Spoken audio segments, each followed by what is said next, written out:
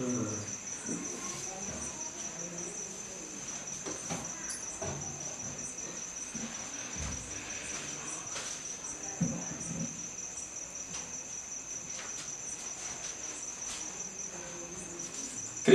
ప్రియ దేవుని సంగమా, దేవుని అమూల్యమైన రక్తంలో కడుగబడిన యథార్థవంతులైన పరిశుద్ధులైన నీతి కలిగిన పిల్లలారా, ఆయన విలువైన మాటలు, నిత్య జీవపు మాటలు మనము విని ఆయన మాటలందు శ్రద్ధ ఉంచి మన బ్రతుకులను సరిచేసుకున్నట్టుకు, చక్కదిద్దుకున్నట్టుకు మనకు ఆయుష్ ఇచ్చి అవకాశం ఇస్తున్నాడు. కనుక మనలో ఉన్నటువంటి చిన్న చిన్న లోపాలను సరి చేసుకోవాలి వాక్యం ద్వారా. కనుక అట్టి స్థితిలో దేవుడు అట్టి జ్ఞానము అందరికీ ఇచ్చునుగాక. చేరువచ్చిన అందరికీ ప్రభు నామంలో హృదయపూర్వక వందనాలండి. గ్రంథంలో గలతీయులకు రాసినటువంటి పత్రిక 6వ అధ్యాయము 9వ వచనం మనము చదువుకుందామండి. మనము మేలు చేయుట యందు విసుకక ఎందుము, మనము అలయక మేలు చేసితిమని తగిన కాలమందు పంట కోస్తాము. చూడండి ప్రియులారా, దేవుని వాక్యం మనకు వివరిస్తున్నటువంటి మాటలు. మనము మేలు చేయుటందు విసుకక ఉండాలి. అలాగే మనము మేలు చేసిన విషయంలో అలయక మేలు చేసితిమే అని తగిన కాలమందు ఆ మేలు చేసిన పంట నీవు నేను అందరము కూడా కోస్తామంట. ఏది విత్తుతామో ఆ పంటనే కోస్తాము. మనము ఏది నాటితే ఆ పంటే వస్తుంది. వరి నాటితే వరి పంటే వస్తుంది. అలాగే జొన్న నాటితే జొన్న పంట వస్తుంది, రాగి నాటితే రాగి పంటే వస్తుంది. అలాగే మన ఆలోచనలో దేవుడు కూడా ఆయన మంచి కోటాను కోట్ల మంచి తత్వములు కలిగినటువంటి ఆ సృష్టికర్త ఏమి నాటినాడు మనలలో అంటే సత్యం అనే ఆ విత్తనం నాటినాడు. న్యాయం అనే ఆ విత్తనం మనలో నాటుతూ వచ్చినాడు. ఆయన రక్తం ద్వారా కడిగి ఆ అన్నిటికి మించి ఆ పరిశుద్ధత అనే మనకు ఇచ్చినాడు. ఇలాగా మనము ఆ నాటిన దాని ప్రకారం మనము ఉండాలని దేవుడు ఆశిస్తూ ఉన్నాడు. ప్రియుగా ఆ యొక్క మంచి తత్వంలో కలిగిన దేవుడు మంచి ఆలోచనలో ఉన్నాడు. ఆయన ఎప్పటికీ చెడు ఆలోచనలో లేడు. ప్రియుగా అది మనము మొదటిగా గుర్తించాలి. యేసుక్రీస్తు ప్రభు వారిలో, లేక తండ్రి అయిన దేవుడిలో, అలాగే పరిశుద్ధాత్మ దేవుడు ముగ్గురుగా ఒకటైన ఆ దేవుళ్ళలో, ఆ త్రిత్వం కలిగిన ఆ దేవునిలో ఎప్పుడు కూడా చెడు ఆలోచనే, చెడు తలంపే లేదు. వెతుకుదామన్నా బైబిల్ గ్రంథం అంతా కూడా వెతుకుదామన్నా కూడా లేదు ప్రియుల. నిజంగా ఎక్కడైనా చూడండి, మనం గ్రంథంలో కానివ్వండి, ప్రభువు తెలియని వారు లేక ప్రభువు ఆలోచన విధానము గుర్తించలేని వారు, ఆయనను అపార్థం చేసుకొని దూషించేవారే కానీ ఆయన పిల్లలమైన ఆయన రక్తంలో కడగబడిన విశ్వాసులమైన క్రైస్తవులు అనబడిన మనం మటుకు ఆయనను ఎక్కడ కూడా మనము తప్పు పట్టేదానికి ఎత్తుకులాడదామంటే ఎక్కడ బైబిల్లో కానీ ఆయన ఆలోచన విధానంలో కానీ ఆయన రక్తంలోనే లేదు ప్రియ. అది మనము మొదటిగా గుర్తించాలి. ఆయన తప్పు చేయుట అసాధ్యము అని గ్రంథము వ్రాయిస్తూ వచ్చినాడు. ఆయన యథార్థవంతుడు, నీతిమంతుడు, ఉత్తముడు. ఇవి కావో లేదో మీరు రుచి చూసి నన్ను గమనించగలరు, రుచి చూసి నన్ను వెంబడించగలరని చెప్తున్నాడు. ఆయన రుచి చూడకుండా నేను ఏమై ఉన్నానో నన్ను తెలుసుకోకుండా మీరు గుడ్డిగా మాత్రం నమ్మొద్దండి అని మన ప్రభు వారు సెలవిస్తారు ప్రియుల. కనుక చూడండి, మనము ఏది విత్తుతామో మన తండ్రి అయిన దేవుడు, మన క్రీస్తు ప్రభు వారు, అలాగే పరిశుద్ధాత్మ దేవుడు ఏమి విత్తినారంటే మనకు మంచి లక్షణాలు కలిగిన ఆత్మను ఇచ్చి వాటిలో మంచి లక్షణాలు వెతుకుతూ వస్తున్నాడు. వాక్యం ద్వారా, గ్రంథంలోనే ఆయన మాటల ద్వారా, ఆయన ఊపిరి ద్వారా, ఆ మాటల ద్వారా మనము మంచి లక్షణాలు కలిగిన విత్తనాలతో మనము విత్తుతున్నాడు. మనం ఏం చేస్తున్నాము? చెడు లక్షణాలు కలిగిన పంటను మనము కోసే పరిస్థితుల్లో మనం అందరం కూడా ఉన్నాం.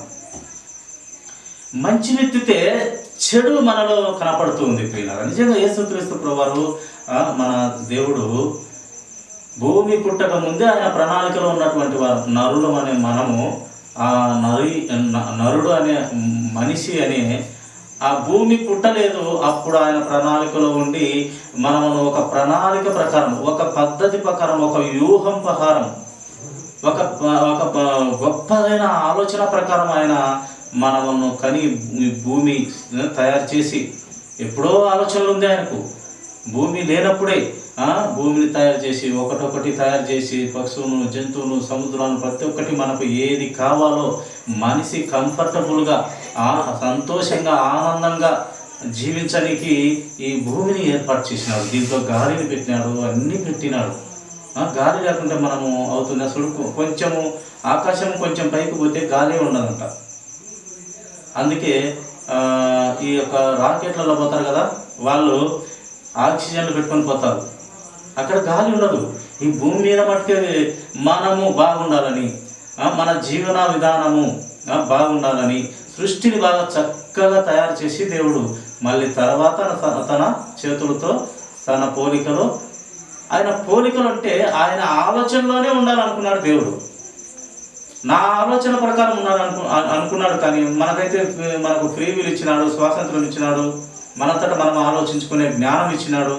అయినప్పటికీ ఇవన్నీ ఇచ్చినా కూడా మనం ఏం చేస్తున్నాం అంటే, మనము దేవుని ఆలోచన ప్రకారం బ్రతకకుండా మన సొంత ఆలోచనల ప్రకారము మనము భ్రష్టు పట్టిన పిల్లలంగా మనం అయిపోతూ ఉన్నాం. ఇప్పటికైనా పర్వాలేదు, ఆయన ఆలోచనలోకి రావాలని, ఆయనను గుర్తించి ఆయన రెక్కల నీడలోకి రావాలని, ఆయన పరిశుద్ధ పట్టణంలోకి చేరాలని దేవుడు బహుగా ఆశిస్తూ ఉన్నాడు. ఒక్కపారి నీ నోటితో నీ ఆలోచన, నా గురించి ఆలోచన పుడితే ఒక్కపారి నన్ను, నీ పాపాలు ఒప్పుకొని నన్ను అడుగు అంటున్నాడు దేవుడు. ఆ అడిగిన తక్షణమే నేను లేట్ చేయవాడను కానంటున్నాడు దేవుడు. కనుక ప్రియులారా, ఆయన మంచిదే విత్తున్నాడు, కానీ మనము చెడ్డదైన ఆలోచనలో, సైతాన్ ఆలోచనలో మనము బ్రతుకుతూ ఉన్నాం. అయినా మంచి ద్రాక్షలే కాయాలని కాపు చేస్తే, ఆ యొక్క ద్రాక్ష పంట వేస్తే దాంట్లో ఏమి వస్తున్నాయంట? కారు ద్రాక్ష వస్తుందంట, అనగా చేదు ద్రాక్ష వస్తుందంట. అది దేవుడు విత్తింది కాదు, అపవాది విత్తింది కాదు.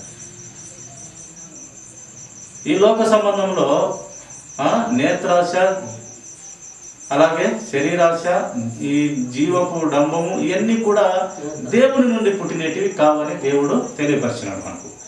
ఈ చెడు తలంపులు ఏమన్నా రాని మనకు అవన్నీ అపవాది గారి నుండి మనము నేర్చుకుంటున్నవే.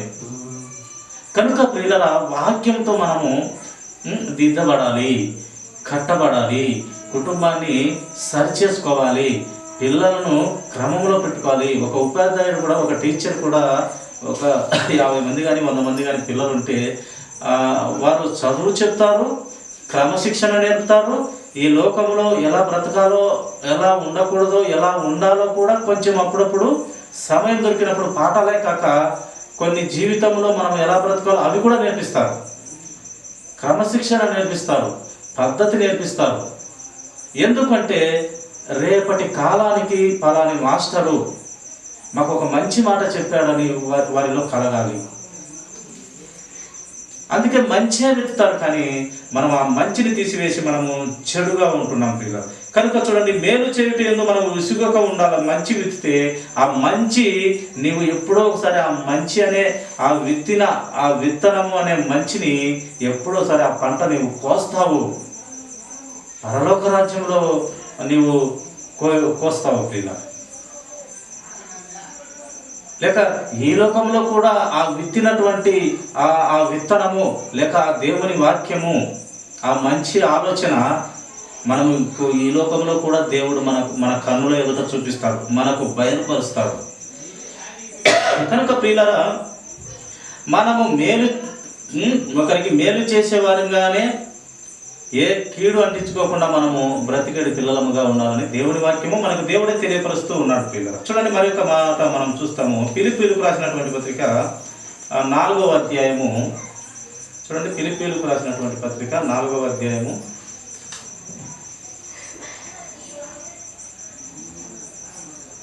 4 4వ వచనమే చదువుకున్నాం చూడండి. 4వ అధ్యాయం 4వ వచనము. ఎల్లప్పుడూ ప్రభువునందు ఆనందించుడి.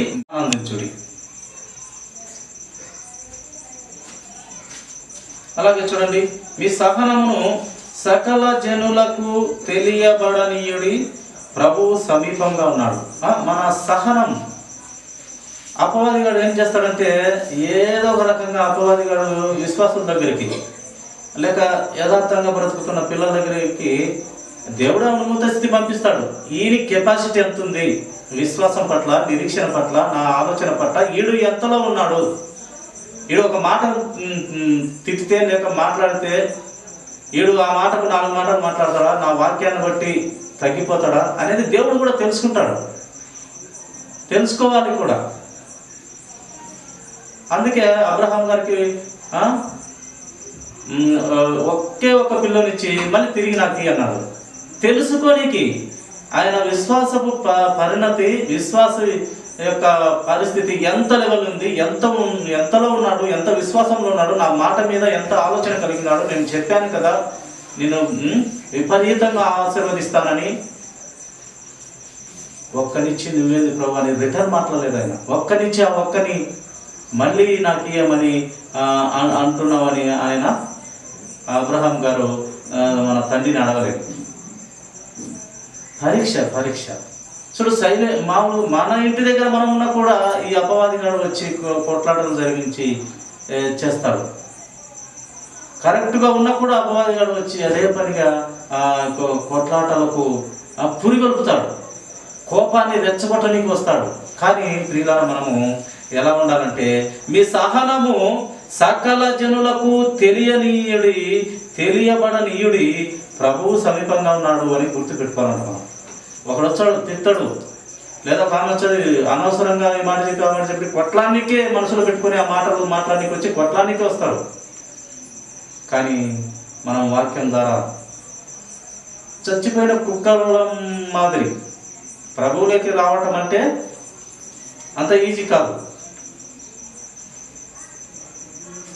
కనుక ఏ మాట చేతైనా మన ప్రవర్తన చేతైనా ఇది వరకటిలాగా మనం ఉండకూడదు. ఎందుకంటే ఇది వరకటి జీవితము ప్రభు విశ్వాసం లేదు, ఆయన రక్షణ లేదు, ఆయన బిడ్డవు కాదు. ఒకడు ఆయన రక్షణలోకి వచ్చినాక, ఆయన బాప్తిసం తీసుకున్నాక, ఆయన నీ సొంత నోటితో ఒప్పుకున్నాక మనలో చాలా మార్పులు కలుగుతూ రావాలి. అప్పుడే అది విశ్వాస లక్షణము, నీ పరిణతి దేవునికి తెలుస్తుంది ప్రియుల. కనుక ప్రభువునందు ఎల్లప్పుడూ ఆనందించాలి. కష్టాలు పెట్టినా సుఖాలు పెట్టినా ఆనందించాలి. యోబు గారు అన్నాడు, ఏమన్నాడంటే ఎప్పుడు ఆయన ఇచ్చింది అనుభవించుదామా, ఒక పారి కొంచెము బాధ పెడితే అది అనుభవించకూడదా మనము అని తన భార్యతో అన్నాడు అన్నట్టుగా మనము లేఖనంలో చూస్తాం. ఎప్పుడు మనము మేలే అనుభవించదుమా, కొంచెం కీడు వస్తే అది అనుభవించడానికి మనకు తగదా, దేవుడు కొంచెం కీడు పెడితే అది అనుభవించడానికి మనకు తగదా, ఎప్పుడు మేలే అనుభవించాలా మనము, కీడును కూడా అనుభవిస్తూ సంతోషించాలి. అందుకే దేవుడు అన్నాడు, మీరు సమస్యలో ఉన్న కీడుల్లో ఉన్న ప్రభువునందు అది ఆనందంగా ఎంచుకొనుడి అని దేవుని వాక్యం మనకు బుద్ధి నేర్పుతావు. ప్రియుల, ఎల్లప్పుడూ ప్రభువునందు ఆనందించే పిల్లలంగా కీడు జరిగినాయి మంచి జరిగినాయి ప్రభు అన్ని కలిగిస్తాడు. కనుక మనము ప్రతి విషయంలో వాక్యాన్ని బట్టి నడుచుకొని ముందుకు వెళ్తూ ఉండాలి. వాక్యమే మనకు ప్రతి దానికి జవాబుగా, మనల్ని ఆదరించేదిగా. ఏ మనుషుడు మనల్ని ఆదరించాడు, ఏ మనుషుడు మనల్ని కాపాడలేడు. ఏ రాజులను నమ్ముకుడి, అధికారులను నమ్ముకుడి, యెహోవాను నమ్ముడి అని వాక్యం సెలవిచ్చింది. కనుక ఆయన మాత్రమే మన జీవితాలను బాగు చేయగలవాడు, మనల్ని సంతోషపెట్టేవాడు. సంతోషంలో లేకున్నా కూడా ఆయన అనుభవంలో నుంచి బయటేసి నిన్ను సంతోషపెట్టే మహా గొప్ప దేవుడు ప్రియ. చూడండి, హెబ్రీయులకు రాసినటువంటి పత్రిక, పౌలు గారు రాసినటువంటి హెబ్రీ పత్రిక చూడండి, కొన్ని మాటలు మనం చూస్తాము. 12వ అధ్యాయము 14వ వచనం చదువుకున్నామండి. అందరితో సమాధానమును పరిశుద్ధతయు కలిగి ఉండుటకు ప్రయత్నించుడి, పరిశుద్ధత లేకుండా ఎవడును ప్రభువును చూడడు. మనకు లేఖనం ఏం తెలియపరుస్తుంది? లేక పరిశుద్ధాత్మ దేవుడు రాయించిన మాట, లేక భక్తుడు దేవుని జ్ఞానం పొందుకొని ఆలోచన కలిగి వ్రాసినటువంటి మాట ఏం చెప్తున్నదంటే, ప్రియులారా, అందరితో సమాధానమును పరిశుద్ధతయు కలిగి ఉండుటకు ప్రయత్నించుడి. సమాధానం కలిగి ఉండాలంట, పరిశుద్ధంగా ఉండాలంట. ఇందాక అన్నట్టు కావాల్సిన మనసులో పెట్టుకొని వచ్చి కొట్లాడటానికి వస్తారు, కానీ ప్రభు వాక్యాన్ని బట్టి సచ్చిన కుక్క అయిపోవాలంతే. ఎవరిని బట్టి? ప్రభువుని బట్టి. ఆయన ఏ తప్పు చేయలేదు, ఏ నేరం చేయలేదు. మన కోసమే ఆయన కల్వరి శిలువలో ఎన్ని పాటలు, ఎన్ని శ్రమలు, మరణమే అయిపోయాడు. విపరీతంగా శిక్షించి మరణమైనాడు, రక్తమంతా కార్చినాడు. తప్పు చేయలేదు మరి. ఎందుకంటే మన పాప భారం అంతా ఆయన మోసి మనము నిత్య జీవము చేర్చాలని, పరలోక పట్టణము ప్రతి ఒక్కరూ రావాలని మనకు బదులుగా ఆయన శిక్ష వేయబడ్డాడు. ఆయన మరణం అవుతూ వచ్చాడు. దేవుడు కనుక, దేవుని కుమారుడు కనుక మరణపు ముళ్ళు విరిచి తిరిగి లేచిన యేసు క్రీస్తు ప్రభువు. ఎవరన్నా అలా లేచారా? మన దేవతలు, దేవుళ్ళని చెప్పుకునే మన దేశంలో కానీ ప్రపంచంలో కానీ ఎవరైనా చనిపోయి తిరిగి లేచినారా? ఎవరు లేదు. కనుక ఆయనే సృష్టికర్త, కనుక ఆయనే సృష్టిని తయారు చేసినటువంటి దేవుడు. నిత్య జీవము ఆయన దగ్గరే ఉంది అని మనము నమ్ముతాం, విశ్వాసులంగా, క్రైస్తవులంగా.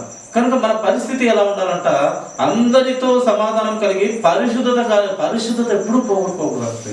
నువ్వు పరిశుద్ధత కలిగి ఉంటే దయ్యాలు కూడా నీకు భయపడతాయి. ఎందుకు భయపడతాయంటే, ఒకనొక సమయంలో గారడీ సింహనని చిన్న చిన్న మ్యాజిక్లు లేక చిన్న చిన్న అద్భుత కార్యాలు, చిన్న చిన్నవి లేదా మోసభరితమైన అద్భుత కార్యాలు చేసేవాడు గారడీ సింహనని. అప్పుడు ఒక దయ్యాన్ని అతని విడిపించనీకి ఒకరు తీసుకొని రాగా, అతనిలో ఉన్నటువంటి దయ్యం ఏమంటున్నదంటే, ఇతనేమో కొన్ని మంత్రాలు ఏదో ప్రయోగం చేసి పో అది ఇది అని మంత్ర సంబంధమైన మాటలతో మాట్లాడినప్పుడు ఆ దయ్యం ఏమంటది, నువ్వు ఎవడవురా నీవు? ఆ దయ్యం అంటుంది ఆ గారడీ సింహంను, నీవు ఎవడవురా నువ్వు పో అంటే నేను పోతానా? మాకు యేసు క్రీస్తు ప్రభువారు తెలుసు, అపోస్తలుడైన పౌలు గారు తెలుసు, ఆయన పరిశుద్ధత తెలుసు, క్రీస్తు పరిశుద్ధత పవిత్రత తెలుసు, పౌలు గారి యథార్థత మాకు తెలుసు. నువ్వు ఎవడవురా, నువ్వు చెప్తే మేము పోతామంటాయి అంటుంది అతయ్య. కనుక ప్రియులారా, పౌలు సరే క్రీస్తు ప్రభువారు అంటే దేవుడు అనుకుందాం, దేవుడే అయినా కనుక భయపడింది అనుకుందాం. అపోస్తలుడైన పౌలు గారు ఎందుకు భయపడింది ఏమంటే, ఆయనలో యేసు క్రీస్తు ప్రభువారిని అంగీకరించిన తర్వాత ఆయన యోబు గారు చెడుతనమును వదులుకున్నట్టు ఈయన ఈ పాత రోత బ్రతుకునంతా అసహించుకొని వదిలేసి ప్రభువులో చక్కగా నిలబడ్డాడు. పవిత్రంగా, యథార్థంగా, పరిశుద్ధత కలిగి నిలబడ్డాడు. దయ్యము ఆయన చెప్తే వదిలిపోతుంది. నిజంగా ఆయన కర్చీపు, ఆయన వాడుకునే ఒక మూతి అలా తుడుచుకుంటాం కదా, కర్చీపు, ఒక గుడ్డ ముక్క ముట్టి స్వస్థతలు జరిగినాయి. అంత పరిశుద్ధంగా బ్రతికినాడు ఆయన. అలా బ్రతకమని నన్ను దైవ గ్రంథం తెలియపరుస్తుంది. ఒక పౌలులాగా, ఒక స్తెఫనులాగా, ఒక మనకు భక్తులు ఎంతో మంది ఉన్నారు. యోబులాగా, యేషోబులాగా యవ్వనంలో ఉన్నాడు. ఒక స్త్రీ వచ్చి మింద పడుతున్నా వదిలించుకొని పారిపోయాడు. అది మగతనం అంటే అది కుక్క మాదిరి పోయి అలా ఉండడం కాదు. దేవుని కోసము యవ్వనంలో ఉండి కూడా ఒక ఉన్నతమైన స్త్రీ వచ్చి మీద పడిన దొబ్బేసి పక్కకు నెట్టేసి పరిగెత్తుకుంటూ వెళ్ళాడు. దేవుని వాక్యాన్ని బట్టి, దేవుని ఆలోచన బట్టి, దేవుని భయం బట్టి, దేవుని వాక్యాన్ని ప్రేమించడం బట్టి అది మనకు నేర్పుతుంది. అందుకు దేవుని వాక్యం మనకు కావాలి అనేది. ఎందుకంటే మనకు బుద్ధి జ్ఞానము ఈ లోకపు జీవన విధానంలో ఎలా బ్రతకాలో మనకు నేర్పిస్తూ ఉంటుంది దేవుని వాక్యమైన దేవుడు మనకు నేర్పిస్తాడు. అందుకు మనకు వాక్యమును ప్రేమించాలి, దేవుణ్ణి ప్రేమించాలి, మన బ్రతుకును సరిచేయమని బ్రతిమాలుకోవాలి దేవుని ప్రియుల. కనుక పరిశుద్ధత ఉంటే క్రీస్తువుకు భయపడినట్టు, పౌలు గారికి భయపడినట్టు దయ్యాలు కూడా వణుకుతున్నాయి, భయపడుతున్నాయి. కానీ గారడి సింహమునకు భయపడలేదు. ఎవడెవరా నీలో పరిశుద్ధత ఉందా చెప్పు, వణుకుతాం, భయపడతామంటాయి. కనుక ప్రియులారా, పరిశుద్ధత ముఖ్యం. దేవుని ప్రతి మాట లెక్కలకి తీసుకోవాలి మనం. అల్లరితో కూడిన ఆటపాటలు, అలాగే ముసలమ్మ ముచ్చట్లు, ఇవన్నీ కూడా దేవుడు వద్దంటున్నాడు.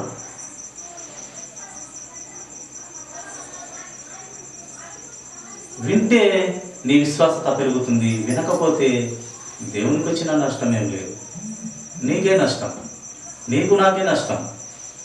కనుక బ్రతుకు మార్చుకుంటే దేవుడు ఇష్టపడతాడు. నా పిల్లలు సత్యంలో బ్రతుకుతుంటే అంతకన్నా సంతోషం నాకున్నదా అని ప్రభు అంటున్నాడు. సత్యంలో బ్రతుకుతే ఆయనకి ఇష్టం. గర్వంతో బ్రతుకుతే తీసి ఇసిరి పారేస్తాడు, ఎక్కడేస్తాడో ఎక్కడికి వెళ్తామో కూడా తెలియదు, అంత కోపం ఆయనకు, గర్వం. నిజంగా ప్రియులారా, ఈ పరిశుద్ధత పోనీయకుండా ఒక క్రీస్తులాగా, ఒక పౌరులాగా వాళ్ళు మాదిరి పెట్టారు మనకు. ఒక యేషోపులాగా, ఒక యోగులాగా, ఒక అబ్రహాములాగా, అలాగే ఇస్సాకు యాకోబు, ఒక మరియమ్మలాగా, ఒక ఎస్తేరులాగా, ఒక రూతులాగా, ఇలా మనకు ఎంతోమంది భక్తులు, ఒక గొప్ప సాక్షి సమూహము గ్రంథంలో ఉంది. మనకు పెట్టినాడు దేవుడు. ఏ ఒక్కరి జీవితాన్నైనా నువ్వు పరిశీలించి బ్రతుకోవాలా అని మనకు ఎంతమందిని పెట్టినాడు? చాలామంది జీవితాలను మనకు మనము బాగుండాలని, బాగుపడాలని, యథార్థంగా బతకాలని, నీతిగా బతకాలని, పరిశుద్ధత బతకాలని ఎంతమంది జీవితాలను పెట్టినాడు ప్రియులారా మనకు దేవుడు. దేవుడిని చూస్తాం, ఆయన నిత్యత్వంలో ఉంటాం, ఆయన దగ్గర ఉంటాం, ఆయన బహుమానాలు పొందుకుంటాం, ఆయన జీవ ఫలాలు ఇస్తాడు, నిత్య జీవపు నీరు, ఆ నీరు ఇస్తాడు. ఆ నీరుతో ఇంకా తప్పికుండదు, ఆ ఫలాలు తింటే ఇంకా ఆకలి ఉండదు. ఆ బంగారు లోకంలో తిరుగుతాం. ఇక్కడ ఒక చిన్న ముక్కురాయికి మనం తనకలాడి వస్తాం.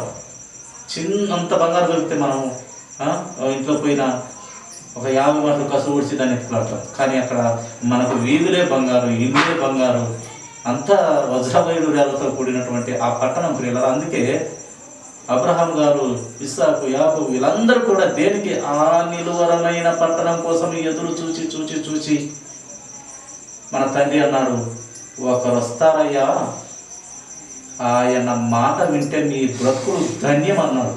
ఎవరో కదా, ఆయన యేసుక్రీస్తు ప్రభువు. వాళ్ళందరూ కూడా ఎదురు చూచారు, మా కాలంలో వస్తారా, మా కాలంలో వస్తారా, మా కాలంలో వస్తారా. యేషోబు కానివ్వండి, అబ్రహాం కానివ్వండి, మోషే గారు కానివ్వండి, యోబు గారు కానివ్వండి, యేసయ్య గారు, చాలామంది మేము ఉండే టైంలో పుడతాడా ఆ ఒక్కడైనా క్రీస్తు ప్రభు వారు అని ఎదురు చూచారు. కానీ వాళ్ళకి అవకాశం రాలేదు. కానీ ఆయన ఆలోచన విధానం వారికి చక్కగా తెలుసు, ఆయన పరిశుద్ధత వారికి బాగా తెలుసు. కానీ అపోస్తలులకు ఆ యొక్క ధన్యత వారు చూశారు. వారు ఆయన సహవాసంలో తిరిగారు, ఆయన దగ్గర ఉన్నారు, ఆయనను తడుగులాడి చూశారు. ఆయన జీవితం అంతా ఎరిగిన వారు అపోస్తలుడు. అందుకే అపోస్తలుల బోధన మనము చెక్కబడాలి, దిద్దబడాలి. క్రొత్త నిబంధనలో ఉన్నటువంటి ఆయన శిష్యులు, ప్రాణం పెట్టినటువంటి మహాయోధులు, వీరులు వాళ్ళు, వారి బోధ ఏదైతే ఉందో దాన్ని నమ్మి మనము మన బ్రతుకులను సరి చేసుకోవాలి. అందుకే మనము పరిశుద్ధత కలిగి ఉంటే మనకు ప్రభువును మనము చూడగలము. పరిశుద్ధత ఆవహింగతను మనం పెట్టుకోవాలి. చూడండి, కొలసీ రాసినటువంటి పత్రిక 3వ అధ్యాయము